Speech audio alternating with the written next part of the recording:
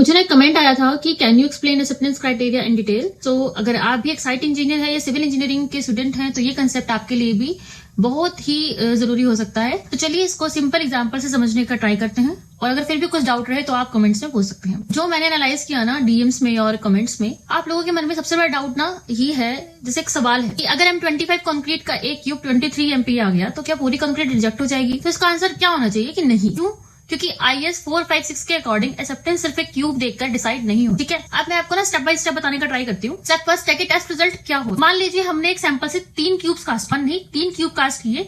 First cube की strength आई 24 MPa, second की आई 26 MPa, third की आई 25 MPa। अब हमने एवरेज निकालना है। 24 प्लस 26 प्लस 25 इक्वल टू 75। 75 को जब हम 3 से डिवाइड करेंगे तो एवरेज आएगा हमारा 25 MPa। ठीक है, अब IS 456 के क्लोज 15.4 के अकॉर्डिंग ये एवरेज, ये टेस्ट रिजल्ट होता है। टेस्ट रिजल्ट एक सिंगल इंडिविजुअल क्यूब का नहीं है, इनका एवरेज है। स्टेप 2 क्या है आपका? Acceptance criteria. अब मान लीजिए हम 25 कंक्रीट का कोई कंसेक्यूटिव टेस्ट रिजल्ट आया है 24 MPa, 27 MPa, 23 MPa, 26 MPa, 25 MPa, मतलब आपने 5 टेस्ट किए हैं और इनका जो एवरेज है वो यही आया है। अब सवाल ये है कि जिसका एवरेज 23 MPa आया है तो क्या हम वो रिजेक्ट, क्योंकि IS कोड 2 चीजों को चेक है ना।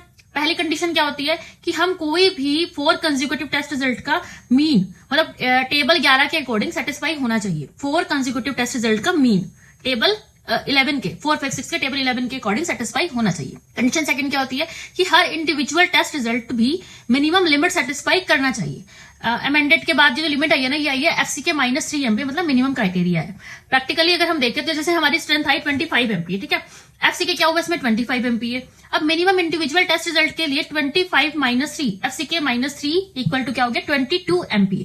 मतलब अब हमारे रिजल्ट देखो आप क्या आए थे, 24 आया था, 27 आया था, ठीक है, इंडिविजुअल क्यूब के लिए 23 आया था, 26 आया था और 25 आया था।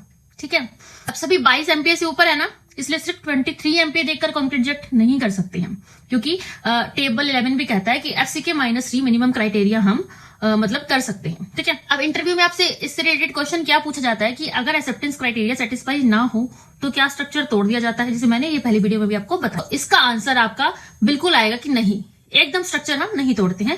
सबसे पहले हम सैंपलिंग चेक करते हैं कि वो ठीक हुई थी या नहीं। कास्टिंग, क्योरिंग, टेस्टिंग रिकॉर्ड सब चेक किए जाते हैं, और अगर जरूरत हो तब जाकर एनटीटी या फिर कोर टेस्ट अप्लाई किए जाते हैं। एनटीटी मतलब रिमोट हैमर हो गया, या यूपीवी जो टेस्ट होते हैं, अल्ट्रा पल्स वेलोसिटी टेस्ट किए जाते हैं। ठीक है, तो फाइनल डिसीजन सिर्फ क्यूब रिपोर्ट देखकर नहीं किया। और एक बात आपको हमेशा याद रखनी है कि जो टेस्ट रिजल्ट होता है ना, वो 3 क्यूब का एवरेज होता है, इंडिविजुअल क्यूब को हम टेस्ट रिजल्ट नहीं कहते हैं। ठीक है, एक्सेप्टेंस के लिए 4 कंसेक्यूटिव टेस्ट रिजल्ट और इंडिविजुअल टेस्ट रिजल्ट दोनों चेक होते हैं। सिर्फ एक लो वैल्यू देखकर कंप्लीट रिजेक्ट